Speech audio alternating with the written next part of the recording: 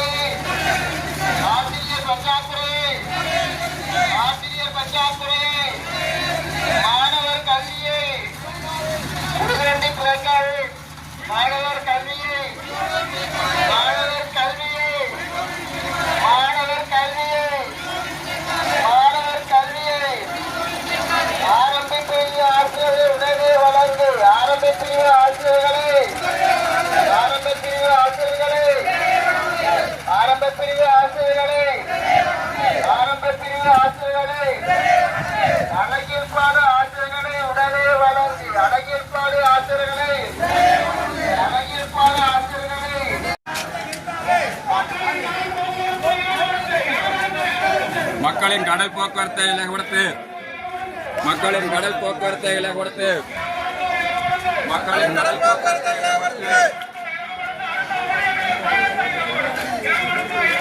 அரசு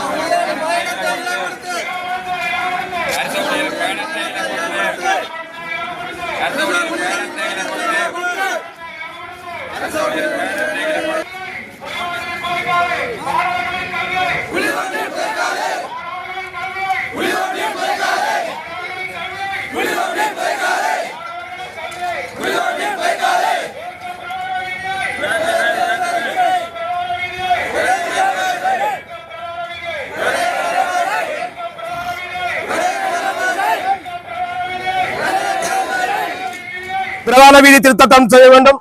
மருத்துவத்துறையில் இருக்கிற ஆளணி பற்றாக்குறைகளுடன் நிவர்த்தி செய்ய வேண்டப்படும் என்ற உங்களுடைய அடிப்படை உரிமைகள் தற்பொழுது கவனிப்பு போராட்டமாக நாங்கள் மாவெளி துறைமுகத்தில் இருந்து ஆரம்பித்து தற்பொழுது பிரதேச செயலகத்துக்கு வருகை தந்திருக்கின்றோம்.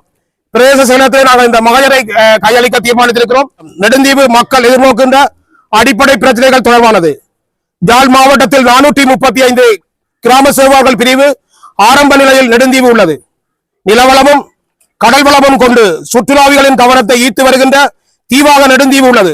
நெடுந்தீவில் நீண்ட காலமாக தீர்க்கப்படாது புரியோடி போயிருக்கிற குடிநீர் பிரச்சனை, கடல் மற்றும் தரை போக்குவரத்து பிரச்சனை, பாடசாலைகளில் உள்ள ஆசிரியர்கள் வெற்றிடங்கள் மற்றும் மருத்துவம் தொடர்பான தங்களின் தயவான கருத்துக்கு கொண்டு வருகின்றோம். நெடுந்தீவு பிரதேச செயலர் அறிக்கையின்படி நெடுந்தீவில் 1418 குடும்பங்கள் உள்ளன.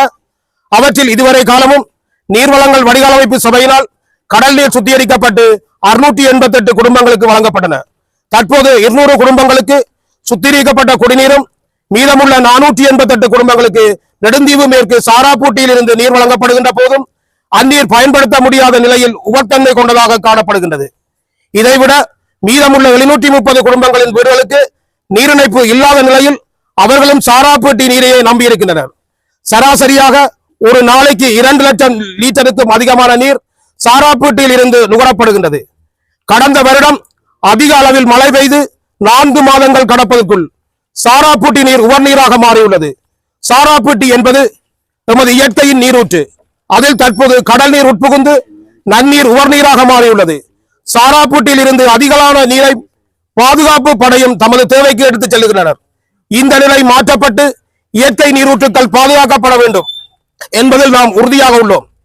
கடல் நீரை சுத்திகரித்து வழங்கும் மட்டுப்படுத்தப்பட்ட இந்த பொறிமுறை விஸ்தரிக்கப்பட்டு நெடுந்தீவு மக்களுக்கும் மற்றும் பாதுகாப்பு படைக்கும் சுத்திகரிக்கப்பட்ட நீர் வழங்கப்பட வேண்டும் எனவும் இயற்கையான நன்னீரூற்றுக்கள் பாதுகாக்கப்பட வேண்டும் என்ற கோரிக்கையை மக்களாகிய நாம் தங்கள் முன்னிலையிலே வைக்கின்றோம். நெடுந்தீவின் கடல் மற்றும் தரை போக்குவரத்து பிரச்சனை 2009ஆம் ஆண்டு யுத்தம் நிறைவடைந்த பின்னர் நெடுந்தீவுக்கு நாளாந்தம் பயணம் செய்கின்ற மக்களின் எண்ணிக்கை அதிகரித்துள்ளது. தற்போது வீதி அபிவிருத்தி அதிகார சபைக்கு சொந்தமான 3 கடற்கலங்கள் உள்ள போதும் அவற்றினால் முழுமையான சேவையை வழங்க முடியாதுள்ளது. இங்கு போதிய தனியார் படகுகளும் இல்லை. எனவே நாளாந்தம் பயணம் செய்யும் பொதுமக்கள் மற்றும் அரச ஊழியர்களை கவனத்தில் கொண்டு கடற்பயணம் விஸ்தரிக்கப்பட வேண்டும். மேலும் நெடுந்தீவில் புதிய ஒரு தொழில்துறையாக சுற்றுலாத்துறை மெதுவாக வளர்ச்சி பெற்று வருகின்றது. அதிகமான இளைஞர்கள் அதனால் ஈர்க்கப்பட்டு வருகின்றனர். ஆனால் நெடுந்தீவுக்கு வரும் சுற்றுலா பயணிகளுக்கான கடல் பயண ஒழுங்குகள் சீர் செய்யப்படாமையினால் பலர் குறுகட்டுவான் துறைமுகத்தோடு திரும்பி செல்ல வேண்டிய நிலை உள்ளது. அல்லது நியாயமற்ற கட்டணங்களை செலுத்தி தனியார் படகுகளை வாடகை அமர்த்தியே பயணம் செய்ய வேண்டிய சூழல் வெளிநாட்டு மற்றும் உள்நாட்டு சுற்றுலா பயணிகளுக்கு ஏற்பட்டுள்ளது. இவ்வாறான நிலைமைகளை கருத்தில் கொண்டும் நெடுந்தீவின் கடல் போக்குவரத்து விஸ்தரிக்கப்பட வேண்டும் என்பதுடன் நெடுந்தீவின் கடல் போக்குவரத்தில் குமுதினி படகு 50 ஆண்டுகளுக்கு மேலாக சேவையாற்றியுள்ளது. பெருந்தொகையான நிதி செலவு செய்யப்பட்டு 4 தடவைகளுக்கு மேல் திருத்தப்பட்ட போதும் கடந்த 4 மாதங்களாக துறைமுகத்தில் தடுத்து நிற்கின்றது. வீதி அபிவிருத்தி அதிகார சபை இதனை பாராமுகமாக விட்டுள்ளது. எனவே அப்படகு சரியான நிதி மேற்பார்வையின் கீழ் திருத்தம் செய்யப்பட்டு சேவையில் ஈடுபடுத்தப்பட வேண்டும் என்பது எமது மக்களின் கோரிக்கையாகும். நெடுந்தீவின் கடல் போக்குவரத்தை போன்றே தரை போக்குவரத்தும் பாரிய சவாலாக உள்ளது. தற்போது பிரதேச சபைக்கு சொந்தமான வீதிகள் புனரமைக்கப்பட்டு வருகின்றன. அரச செயற்பாட்டை நாம் பாராட்டுகின்றோம். ஆனாலும் வீதி அபிவிருத்தி திணைக்களத்திற்கு சொந்தமான நெடுந்தீவு மேற்கு பிரதான வீதி கட்டம் கட்டமாக திருத்தம் செய்யப்பட்டு 2 கிலோமீட்டர் தூரம் இதுவரை திருத்தப்படாது பெரும் குன்றும் குழியுமாக உள்ளது. நெடுந்தீவு மேற்கில் அமைந்துள்ள மக்கள் பல்வேறு தேவைகளுக்காக நெடுந்தீவு கிழக்கு நோக்கி வர வேண்டிய கட்டாய சூழல் உள்ளது. இன்னும் நெடுந்தீவு மேற்கில் பெரியதுறை என்ற வரலாற்று துறைமுகம், பாத அடையாளம், குதிரலாயம், வெடியரசன் கோட்டை, ராணி கோபுரம் போன்ற பல சுற்றுலா தலங்களும் உள்ளன. பிரதான வீதி சீர் செய்யப்படாமையினால் இங்கு வரும் சுற்றுலா பயணிகள் இந்த இடங்களுக்கு சென்று பார்வையிட முடியாத சூழ்நிலை உருவாகியுள்ளது. எனவே திருத்தியமைக்கப்படாதுள்ள 2 கிலோமீட்டர் தூரத்தை திருத்தியமைப்பதன் ஊடாக மக்கள் மாத்திரமன்றி சுற்றுலா பயணிகளும் இதனால் பெரும் பயனடைவார்கள். எனவே இவ்வீதியும் அதே போன்று வீதி அபிவிருத்தி திணைக்களத்துக்கு சொந்தமான வெள்ளை வீதி உள்ளிட்ட ஏனைய வீதிகளும் சீர் செய்யப்பட வேண்டும் என்பது எமது மக்களின் கோரிக்கையாகும். பாடசாலையில் உள்ள ஆசிரியர் வெற்றிடங்கள் நிரப்புதல் தொடர்பானது. நெடுந்தீவில் காபோத உயர்தரத்தில் கல்வியை போதிக்கும் 3 பாடசாலைகள் உள்ளன. நீண்ட காலமாக கலைப்பிரிவுக்குரிய பாடங்களே உயர்தரத்தில் கற்பிக்கப்படுகின்றன. குறைந்தபட்சம் கலைப்பிரிவை கூட திருப்தியான முறையில் கற்றல் கற்பித்தல் செயற்பாட்டை மேற்கொள்ள தேவையான ஆசிரியர் வளம் என்பது போதிய அளவில் இல்லை. பின்வரும் அட்டவணை இதை தெளிவாக காட்டுகின்றது. நெடுந்தீவு மகாவித்தியாலயம் ஏஎல் ஆசிரியர் பற்றாக்குறை, வரலாறு, புவியியல், இந்து நாகரிகம், நடனம், ஐசிடி, ஜிட், தமிழ் வாரத்தில் 3 நாட்கள் மட்டுமே நடாத்தப்படுகின்றது. காபோல சாதாரண நேரத்தில் ஐசிடிக்கான ஆசிரியர் இல்லை. நெடுந்தீவு ரோக்கா மகளிர் கல்லூரியில் சித்திரம், நடனம், தமிழ் வாரத்தில் 2 நாட்கள் மட்டுமே தமிழ் பாடம் நடாத்தப்படுகின்றது. கோயிலுக்குட்பட்டலுக்கு சித்திரம், நடனம் போன்ற ஆசிரியர்கள் இல்லை. நெடுந்தீவு சைவப்பிரகாசா வித்தியாலயத்தில் சங்கீதம், சித்திரம் போன்ற பாடங்களுக்கான ஆசிரியர்கள் இல்லை. இது தவிர சில பாடசாலைகளில் ஆரம்ப பிரிவு ஆசிரியர் பற்றாக்குறையும் உள்ளது. இவற்றை நிவர்த்தி செய்யும் பாடசாலை நிர்வாகம் பழைய மாணவர்கள் நலன் விரும்பிகள் பலமுறை உரிய அதிகாரிகளிடம் கோரிக்கை விடுத்த போதும் அவர்கள் இதில் அக்கறை காட்டாததும் பாராமுகமாகவும் இருந்துள்ளனர். எனவே எமது பாடசாலைகளில் உள்ள இந்த வெற்றிடங்கள் நிரப்பப்பட வேண்டும் என்பது எமது மக்களின் தார்மீக கோரிக்கையாக உள்ளது. நெடுந்தீவு பிராந்திய வைத்தியசாலையின் குறைபாடுகள். நெடுந்தீவு பிராந்திய வைத்தியசாலையில் பின்வரும் குறைபாடுகள் உள்ளன. நிரந்தரமான மருத்துவ கலவையாளர் இல்லாத நிலையில் ஞாயிற்றுக்கிழமைகளிலும் பொது விடுமுறை நாட்களிலும் முற்பகல் 8 மணியிலிருந்து முற்பகல் 10 மணி வரை இயங்கிய வைத்தியசாலை இந்நாட்களில் முழுமையாக இயங்குவதில்லை. ஏனைய 6 நாட்களிலும் மருத்துவ கல்வியாளர் யாழ்ப்பாணத்தில் இருந்து வந்து மருந்து கொடுத்துவிட்டு மதியம் திரும்புவதால் பிற்பகல் 2 மணியிலிருந்து பிற்பகல் 4 மணி வரை வைத்தியசாலை இயங்குவதில்லை. அவசரமாக மருத்துவம் தேவைப்படுகின்றவர்கள் வைத்தியசாலையில் தங்கித்தான் சிகிச்சை பெற வேண்டும். நெடுந்தீவு வைத்தியசாலைக்கு 2 மருத்துவ மாதுக்கள் தேவை. ஆனால் இருப்பது 1 மருத்துவ மாது மட்டுமே. 6 பரிசாரகர்கள் தேவை. தற்போது இருப்பது 3 பேர் மட்டுமே. சுகாதார பணி உதவியாளர்கள் 8 பேர் தேவை. தற்போது இருப்பது 4 பேர் மாத்திரமே. கடந்த காலங்களில் வெள்ளி அல்லது புதன்கிழமைகளில் நடைபெற்ற பற்சிகிச்சை தற்போது இல்லை. வைத்தியசாலைக்கு நிரந்தர சமையலாளர் இல்லை, டிஓ இல்லை, எம்ஓச்சின் செயற்பாடுகள் திருப்திகரமானதாக இல்லை. இந்த தேவைகளை நிறைவேற்ற இதுவரை ஆக்கப்பூர்வமான நடவடிக்கை எதுவும் எமது அதிகாரிகள் எடுக்கவில்லை. இந்த அத்தியாவசிய சுகாதார தேவைகள் உடனே நிவர்த்தி செய்யப்பட்டு எமது மக்களின் சுகாதார நிலைமைகள் உறுதி செய்யப்பட வேண்டும் என்பதே எமது மக்களின் கோரிக்கையாகும். கௌரவ ஆளுநர் அவர்களே, இலங்கையில் வாழும் அனைத்து மக்களை போன்று எமது அத்தியாவசிய தேவைகளை நிறைவாக பெற்று வாழ தகுதியுடைய மக்கள் நாம் என்பது தாங்கள் அறிந்ததே. நீண்ட காலமாக இருந்த இந்த அடிப்படை தேவைகள் நிறைவேற்றாது நிலைபெறும் அபிவிருத்தியை மேற்கொள்ளாது இழுத்தடிக்கின்ற செயற்பாட்டினை நிரந்தரமான தீர்வை நாம் உங்களிடம் கூட்டாக கோரி நிற்கின்றோம். நெடுந்தீவு மக்களாகிய நாம் மற்றும் இதன்கள் கையொப்பமிடும் பொது அமைப்புகள் சார்பாகவும் நான் முன்வைக்கும் கோரிக்கைகளுக்கு நிரந்தர தீர்வை பெற்று தருவீர்கள் என அன்புடன் கேட்டு நிற்கின்றோம். நெடுந்தீவு பிரதேசத்தை பொறுத்த வரைக்கும் குறைபாடுகள் இருக்கின்றது உண்மைதான். இந்த குறைபாடுகள் இன்று நேற்று ஏற்பட்ட குறைபாடுகள் அல்ல, இவை நீண்ட காலமாக இருக்கிறது. அதனுடைய காரணம் எங்களுடைய நெடுந்தீவினுடைய கடல் கடந்த ஒரு தீவாக நெடுந்தீவு இருக்கிறதால இந்த குறைபாடுகள் கடந்த காலங்களில் இருந்து இருந்தது. முக்கியமாக இந்த கடல் போக்குவரத்து, பாடசாலை, வைத்தியசாலைகளில் இருக்கிற ஆளணி பற்றாக்குறை, இவையெல்லாம் நீண்ட காலமாக இருக்கிறது. கடைசியாக இருக்கிற டிஎஸ் டிவிஷன்ல பின்தங்கிய டிஎஸ் டிவிஷனாக யாழ் மாவட்டத்துல நெடுந்தீவு அடையாளம் காணப்பட்டிருக்கின்றது. இதுக்கு பிரதானமான காரணம் எங்களுடைய இந்த கடல் போக்குவரத்தால தான் இந்த பிரதேசத்துக்கு செய்ய வேண்டிய ஒரு பணியாற்ற வேண்டிய தேவைப்பாடு இருக்கிறதால ஆசிரியர்கள் சரி, வைத்தியர்கள் சரி, ஏனைய உத்தியோகத்தர்கள் பின்னடிக்கின்ற ஒரு நிலப்பாடு காணப்படுகின்றது. அபிவிருத்தி வேலைகள் மேற்கொள்ளப்படுகின்ற பொழுது அந்த அபிவிருத்தி வேலைகளை உடனடியாக மேற்கொள்வது மிகுந்த சிரமம்.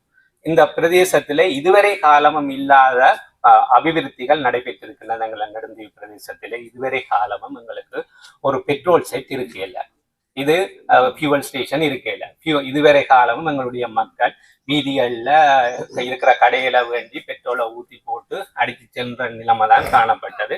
இதை உணர்ந்த அபிவிருத்திக்குரிய அந்த பெட்ரோல் செட் ஃபியூவல் ஸ்டேஷனையும் தொடக்கி வச்சு அதை எம்பிசிஎஸ்க்கு பொது நோக்கத்தின் அடிப்படையில் எங்களுடைய பலநோக்கு கூட்டுறவு சங்கத்துக்கு வழங்கப்பட்டிருக்கின்றது. அதே போன்று இதுவரை காலமும் எங்களுடைய கடல் போக்குவரத்துல பிரச்சனைகள் காணப்பட்டது. நான் பிரதேச செயலராக கடமையாற்றிய பொழுது உடனடியாக வடதாரகையும் குமுதினியும் பழுதடைந்து காணப்படுகின்றது. குமுதினி கிட்டத்தட்ட 50 வருடமாக இங்கு உங்களுக்கு சேவையாற்றிய ஒரு படகு இயந்திரம் முழுமையாக பழுதடைந்த காரணத்தினால் அதை நாங்கள் மேக்சிமம் அதை திருத்தி பார்த்தோம், சரி வரையில. இனி அதுக்கு நாங்கள் என்ஜின் மாற்ற வேண்டிய ஒரு பாரிய வேலை திட்டம் இருக்கின்றது. ஆகவே அதுக்குரிய டெண்டரும் கோல் பண்ணப்பட்டு விட்டது. அநேகமா வாரக்கிழமை அந்த டெண்டர் ஓப்பனிங் நடக்கும். அதுக்கு பிறகு குமுதினி முழுமையாக திருத்துவதற்குரிய நடவடிக்கை எடுக்கப்படும். அதே போன்று வடதாரக நாங்கள் டொக்கியாட்டுக்கு அனுப்பி இருக்கிறோம் வேலை செய்யறதுக்காக. ட்ரிங்கோக்கு போயிருந்தது. மே மாத கடைசியிலே அந்த டொக்கியாட் வரும். ஆக அது போன்று இந்த இடைப்பட்ட காலத்திலே இந்த நெடுந்த மக்கள் இலவச போக்குவரத்தையே எதிர்பார்த்திருக்கிறதால நீங்கள் தனியார் போக்குவரத்தை அதிகம் விரும்பாதபடியினால் நாங்கள் அதுக்கு இடைப்பட்ட கால பகுதியிலே ஹயரிங் எங்களுடைய வரலாற்றிலேயே இல்லாத அளவுக்கு அமைச்சர் அவர்களுடைய பணிப்பின் பேரில் உடனடியாக ஹயரிங்க்கு நாங்கள் போறோம். அந்த ஹயரிங் செய்யறதுக்காக ஒரு நாளைக்கு நாங்கள் கொடுக்க போற காசு 2 லட்சம் ரூபாய். இது பப்ளிக் மணி. வடிவா யோசிக்க வேணும். இங்க இருக்கிற இந்த 4000 மக்களுக்காக ஒரு நாளைக்கு 2 லட்சம் ரூபாவுக்கு ஹயரிங்க்கு அரசாங்கம் அனுமதிச்சிருக்குது. அந்த போட்டுக்குரிய டெண்டர் ப்ரொசீஜரை முடிஞ்சு இன்னும் ஒரு 3 வீக்ஸுக்குள்ள அந்த ஹயரிங் போட்டும் வந்துடும். அந்த ஹயரிங் போட் வந்தா நெடுந்தாரையோட அந்த ஹயரிங் போட்டும் உங்களுக்கு இலவசமான போக்குவரத்து வேலையை செய்து தரும். அதே போன்று நாங்கள் கடந்த பிசிசி மீட்டிங்ல வடல கிளியரா சொன்னாங்க, உங்களோட மெயின் ரோட் வேலை செய்து தருவோம். 1.5 கிலோமீட்டருக்கு 110 மில்லியன் ஒதுக்கப்பட்டு டெண்டர் கோல் பண்ணி அந்த வேலை தொடங்க போகின்றது. டெண்டர் அவார்ட் பண்ணி ஆச்சுது. குடிநீர் பிரச்சனை சொன்னீங்க. குடிநீர் பிரச்சனை என்பது உண்மையிலேயே ஒரு பிரச்சனை தான். எங்களுடைய பிரதேசத்துல நன்னீர் வசதி இல்லாத ஒரு பிரதேசம். ஆகவே இங்க உடனடியாக நாங்கள் எங்கேயாவது பெரிய அளவில் டேங்கை கட்டி பைப் லைனிங்கை செய்து கொடுக்கக்கூடிய ஒரு நிலப்பாடு இல்லை. இது நீண்ட காலமா இருக்கிற பிரச்சனை. நன்னீர் இங்கே இல்லை பிரதேசத்துல. ஆகவே நாங்கள் ஆர்ஓ பிளான்ட் ஊடாகத்தான் இந்த திட்டத்தை செய்ய முடியும். ஏற்கனவே இருக்கிற ஆர்ஓ பிளான்ட் உங்களுக்கு தெரியும், 2 ஆர்ஓ பிளான்ட் அங்க நிறுவி இருக்கிறோம். அந்த ஆர்ஓ பிளான்ட் ஊடாக 600 குடும்பங்களுக்குரிய நன்னீர் வழங்கப்பட்டு கொண்டிருந்தது. அதற்கு மேலதிகமாக எங்களுடைய கடற்படையினரும் ஆர்ஓ பிளான்ட் ஊடாக நன்னீர் விநியோகத்தில் ஈடுபட்டு கொண்டிருக்கிறார்கள் நீண்ட காலமாக. இன்னொரு ஆர்ஓ பிளான்ட் நாங்கள் மேற்கில பூட்டி கிட்டத்தட்ட மீதியா இருக்கிற 300,000 லிட்டர்ஸ் தண்ணி கொடுத்து முழு பிரதேசத்துக்கும் இந்த ஆர்ஓ பிளான்ட் ஊடாக அந்த ஆர்ஓ பிளான்ட் நாங்கள் கடல் நீரை சுத்திகரித்து கொடுக்க போறோம். ஆகவே அதுக்கு 1 வருடம் அப்படி செல்லும். என்ற புது ஆர்ஓ பிளான்ட் மிகவும் கெப்பாசிட்டி கூடினது. ஆகவே அந்த பிரச்சனையும் உங்களுக்கு வார வருடத்துக்குள்ள அந்த வேலை திட்டங்களை முடியும். அதே மாதிரி இதுவரை காலமும் நீங்கள் என்ஜின்ல இருந்தால் எலக்ட்ரிசிட்டி எடுத்து கொண்டு வந்தீங்க. அது ஒரு பெரிய பிரச்சனையா இருந்தது. எங்களோட ஆர்ஓ பிளான்ட் பழுதாகுது, நீங்க வீட்டுல பாவிக்கிற எலக்ட்ரிக் சாமான்கள் பழுதாகுது. இது எல்லாத்தையும் உணர்ந்த அரசாங்கம், இந்திய அரசாங்கத்தினுடைய நிதி பங்களிப்போட ஆல்டர்னேட்டிவ் எனர்ஜி ப்ரோக்ராம் 3 தீவிலையும், நெடுந்தீவு, நைனாதீவு, அனலதீவு 3 இதுலையும் ஸ்டார்ட் பண்ணி திட்டம் பூர்ணமா ஓரளவுக்கு முடிஞ்சுது. அதை எக்ஸிக்யூட் பண்ணுற கம்பெனின்ற சில டிலேயால பிரச்சனை இருந்தா அதே நான் நேற்று கௌரவ அமைச்சருக்கு சொன்னேன். உடனடியாகவே அவர் பிரதி அமைச்சருக்கு கதைக்க சொல்லி அவர் வருகிற கிழமை அந்த என்ன பிரச்சனை, என்ன டிலே இருக்கிறன்றதை கதைக்கிறதுக்காக வருகிறார். அநேகமாக உங்களுக்கு மே மாதத்துல இருந்து 24 ஹவர்ஸ் ஆல்டர்னேட்டிவ் எனர்ஜியால உங்களுக்கு போதுமான பிரச்சனை இல்லாத, தடை இல்லாத கரண்ட் வசதிகள் வழங்கப்படும். இந்த புயல் காலத்துல உண்மையிலேயே நான் இந்த பிரதேசத்துல இருந்து அரசாங்கத்தினுடைய அத்தனை உதவியையும் எடுத்து தந்த நாங்கள் வீடு கலவுறதுக்கு கிட்டத்தட்ட 900 குடும்பத்துக்கு 25,000 ரூபாய் காசு கொடுத்தாங்க. அதே மாதிரி 537 அனைத்து பாடசாலை பிள்ளைகளுக்கும் கிட்டத்தட்ட 25,000 ரூபாய் காசு, புத்தக பேக், சப்பாத்து வாங்குறதுக்கு கொடுத்துருக்கிறோம். 1112 குடும்பங்களுக்கும் உலர் உணவு கொடுத்திருக்கிறோம். அதை விட பாதிக்கப்பட்ட வீடுகள், இண்டஸ்ட்ரீஸ், பிசினஸ் எல்லாத்துக்கும் இழப்பீடு கொடுத்திருக்கிறோம். அவ்வளவுக்கும் அரசாங்கம் தேவையான நிதியை எங்களுக்கு வாரி வழங்கி இருக்கிறார். எதிர்வரும் காலங்கள்ல இந்த பிரதேசத்தின் மிக முக்கியமான தேவையாக இருக்கின்ற எங்களுடைய நெடுந்தீவு ஜெட்டி புனரமைப்பு, மற்றது நீங்கள் கேட்டுக்கொண்டிருக்கிற அந்த கடல்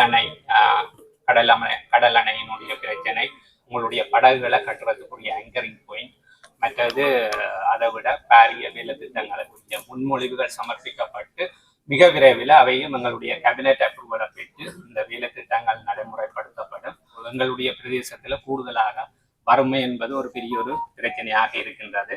ஆகவே இந்த வறுமையை போக்குறதுக்காக நாங்கள் கிட்டத்தட்ட 800 குடும்பங்களுக்கு அஸ்வெஸ்மா கொடுப்பனவு கொடுத்து கொண்டிருக்கின்றோம். முதியோர் கொடுப்பனவு, சிறுநீரக கொடுப்பனவு, அதை விட விசேட தேவையுடையோருக்குரிய கொடுப்பனவு, பெரும் மக்களுக்கான அத்தனை பாதிக்கப்பட்டவர்களுக்கு முதியோருக்குரிய கொடுப்பனவு, நிவாரணங்கள் என பல்வேறுபட்ட உதவிகளை அரசாங்கம் வழங்கி கொண்டிருக்கின்றது. ஹாஸ்பிட்டல்ல இருக்கிற இஷ்யூ சம்பந்தமாக நேற்று நான் ஆர்கிடெக்டருடைய பிராந்திய சுகாதார பண்பாளருடையும் கதைச்சேன். அவர் புதன்கிழமையில டென்டல் டாக்டர் நியமிக்கப்பட்டிருக்கிறார். மற்றது விஓஜியா இருந்த டாக்டர் சரவணபவா அவரையும் அவர் கடிதம் கொடுத்தாச்சுது எங்களோட பிரதேசத்துக்கு வருகை தர சொல்லி. கடந்த காலத்தில் ஏற்பட்ட ஒரு சின்ன மனக்கசாப்பு காரணமாக டாக்டர் இந்த பிரதேசத்துக்கு வருகை தராமல் இருந்தவர் மிக விரைவில் அவரும் இந்த பிரதேசத்துக்கு வருகை தருவார் என எதிர்பார்க்கின்றேன். நிரந்தரமாக எங்களுக்கு ஆம்புலன்ஸ் டிரைவர் இந்த ஊர் எனக்கே டிரைவர் இல்லை, நானும் நடந்தான் தெரிகிறேன். என்னன்னா எங்களோட ஊர்ல டிரைவர் எடுக்க இயலாது. இங்கத்தை ஆக்கள் யாருமே டிரைவரா இல்லை. அதே பிரச்சனை எல்லா டிபார்ட்மெண்ட்லயும் இருக்கு. ஆகவே இப்ப நிரந்தரமா இங்கத்த ஊரை சேர்ந்த ஒரு ஆள் ஆம்புலன்ஸ் டிரைவராக பெர்மனண்டாக நியமிக்கப்பட்டிருக்கிறார். அபிவிருத்தி உத்தியோகத்தருடைய அப்பாயின்மெண்ட் 28ஆம் தேதி அபிவிருத்தி உத்தியோகத்தர் நியமிக்கப்படுவார். 2 நர்சிங் ஆபீசர்ஸ் இருக்கிறாங்க. 2 பெண் தாதியர்கள் முழு நேரமாக இங்கு வந்து கடமையாற்றி கொண்டிருக்கிறார்கள். ஆளணி பற்றாக்குறை என்பது எல்லா திணைக்களத்திலும் இங்க மட்டும் இல்லை, இலங்கை பூராகவும் எல்லா திணைக்களங்கள்லையும் ஆளணி பற்றாக்குறை என்றது இருக்கிறது. இதே மாதிரி பாடசாலையில இருக்கிற டீச்சர்ஸ் பிரச்சனை உண்மையிலேயே அதை நானே டிசிசி மீட்டிங்ல இஷ்யூவா தான் சொன்னேன். ஏன்னா நான் கல்விக்கு முக்கியத்துவம் கொடுக்குறேன். நாங்கள் A-level படிக்கிற பிள்ளைகள் இந்த காலம் 2 வருடங்கள், அந்த 2 வருடத்துக்குள்ள டீச்சர்ஸ் இல்லைன்னு சொல்லி சொன்னால் அது இந்த வாழ்க்கை பிரச்சனை தான். அவங்களுடைய கௌரவ ஆளுநர் அமைச்சர்கள் ஊடாக நாங்கள் அந்த விடயங்களை வலியுறுத்தி கொண்டிருக்கின்றோம். மிக விரைவில் இந்த பாடசாலையில இருக்கிற ஆளணி பற்றாக்குறையும் நிவர்த்தி செய்யப்படும். வளர்ச்சி அடைந்த மேல் மாகாணத்தையோ அல்லது மத்திய மாகாணத்தையோ மட்டும் கண்டி, கலம்பு, குருநாகல் என்று போக்கஸ் பண்ணாமல் ரூரல் ஏரியா எல்லாத்தையுமே சிங்கள பகுதிகளாக இருந்தாலும் சரி, தமிழ் பகுதிகளாக இருந்தாலும் சரி, அனைத்து பகுதிகளையும் முழுமையாக அபிவிருத்தி செய்வதற்குரிய அனைத்து நடவடிக்கைகளையும் அரசாங்கம் எடுத்துக் கொண்டிருக்கிறது. அதெல்லாம் என்னுடைய பேர் சேதுபை தர்மண்ணம். நான் 4ஆம் இடத்திலே பிறந்த நான் இங்கே திருமணமாகி இங்கே ஆசிரியராக இருந்து இப்பொழுது ஓய்வு நிலையிலே இங்கே வாழ்ந்து கொண்டிருக்கிறேன். இந்த நெடுந்தீவிலே நடக்கின்ற பிரச்சனைகளை நான் நேரடியாகவே ஒவ்வொரு நாளும் நடந்து திரிந்து பார்க்கிற ஒருத்தன். அந்த நெடுந்தாரக படகுக்கு நாங்கள் போனால் நேவிக்காரன் மறைக்கிறான், உள்ள போகாத, பனங்கொட்டை கொண்டு போய் இயலாது, கிழங்கு கொண்டு போய் இயலாது, உளுக்கொடிகள் கொண்டு போய் இயலாது. ஆனால் அவர்கள் தங்கட ஆக்களுக்கு தேங்காய் உரிச்சு கொண்டு போகலாம், காவி கொண்டு தேங்காய் எல்லாம் கொண்டு போயினோம். மற்றது தங்கடையாக்கள் வந்தால் 150 பேரை ஏற்றினோம். என்னுடைய மக்கள் வந்தால் மறைச்சு விடினோம், போக இயலாது. அப்படி மறைச்ச பொழுது என்னுடைய ஒரு உறவுக்காரர் இந்த கைத்தில தடக்கி விழுந்து மரணத்தை அவர் சந்தித்து இறந்து போயிட்டார். இப்போ இந்த நேவியாக்கள் என்ன செய்யணும் என்றால் எங்களை கண்ட்ரோல் பண்ணி கொண்டிருக்கணும். அதை விட ராசா மற்ற விடயம் என்னென்றால் அவர்களுக்கு ஓடத்தான் கொடுத்தது, அவர்களை எங்களை கண்ட்ரோல் பண்ண கொடுக்கல. அவர்கள் எங்கள்கிட்ட காசுல தான் சம்பளம் எடுக்கிறார்கள். எங்களை மரியாதையாக கௌரவமான பிரச்சனைகளாக அவர்கள் எங்களை நடத்த வேணும். அதற்காக நேவி பெரியவர்களை நான் குறை சொல்லலை. அங்கே இருக்கிற சில சிற்று ஊழியர்கள், சிப்பாய்கள், 8ஆம் வகுப்பு சிப்பாய்கள் தான் அங்கே எங்கள் மக்களை கேவலப்படுத்துகிறார்கள். அது நடக்கக்கூடாது என்பதை நான் ஆணித்தரமாக சொல்லுகிறேன். மற்றொரு விடயம், இங்கே இந்த பாதையை பற்றி நான் சொல்கிற பொழுது பாதை வருது என்று சொல்றாங்க. பாதை எங்க வருகுது? வாராக வடையை சாப்பிடுறாங்க, ஜூஸை குடிக்கிறாங்க, ஆட்டரியை சாப்பிடுறாங்க, பாதை வருகுது. எங்க வருது பாதை? எப்ப வரும் பாதை? சரியோ வராது. எந்த பொடி கூட இந்த பாதையில போகாது. ஏன்னா இங்க வராது பாதை. அடுத்த விஷயம் என்னென்றால் ரோட்டை பற்றி தான் இப்ப நான் சொன்னேன். உங்களுக்கு எல்லா கட்சிக்காரனும் வருகினோம், வரட்டு வந்து போகட்டு, வந்து என்னதை செய்யணும்? ஒன்றுமே செய்ய இல்லை. வந்து பார்க்கணும், போயினும் அங்கால போயினும், அவ்வளோ ஒன்றும் நடக்க இல்லை. நீங்க இனிமேல் இங்க வாரதா இருந்தால் இந்த வடை, வாழைப்பழம், ஆட்டிறைச்சி, இந்த சாப்பாடு பிரியாணி சாப்பிடல ஆவிலி பாலத்தில் வச்சு எல்லாரையும் பிடிச்சி திருப்புவேன். அதை நான் செய்வேன். எனக்கு வெள்ளமே இருக்கு.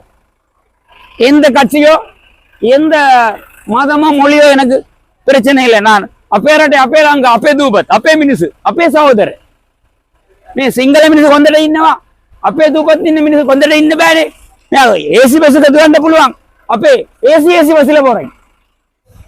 நான் என்னோட ஆதங்கத்தை சொல்லிக் கொண்டிருக்கேன். எவ்வளவு கஷ்டப்படுறேன் நாங்கள். அதை நீங்கள் நிவர்த்தி செய்யணும். அதை விட அந்த பாலத்தை பாருங்க. பாலத்துல இந்த யூரியா பேக்கு இந்த வள்ளக்கார் செய்யற அடாவடித்தனம் இங்கின கலட்டி போட்டு அதில் வச்சிருக்கிறார். மக்கள் இறங்கியலாம் மக்களுக்கு அதெல்லாம் வெளியால எடுக்கணும்.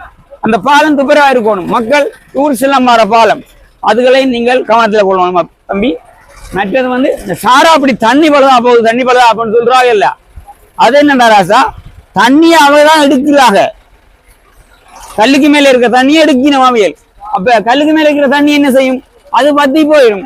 பத்தி போனா கடல் நீர் உள்ள வரும். கடல் உள்ள வந்தா தண்ணி உப்பா போகும்.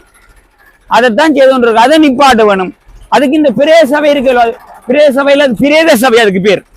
அதுதான் இந்த பிரச்சனைகளை பார்க்கணும். அதான் பார்க்கிறாங்க இல்ல. அவர் இன்னும் விமல் ரத்னாகா சந்திச்சாரு. அவருக்கு காலு மேலாது தேவாரம் பாடத்தான் அவர் சரி. வேற 4 வருஷம் இருப்பார். நல்லா செய்வார் நினைக்கிறேன். வேற என்னடா மற்றது பஸ் ஸ்டாப்பு இந்த 60ஆம் ஆண்டு பழைய பஸ் தான் நீங்க நிக்குது. ஆனா கொழும்புல போய் பாருங்க பச்சை பஸ் ஏசி பஸ்ல ஓடுது.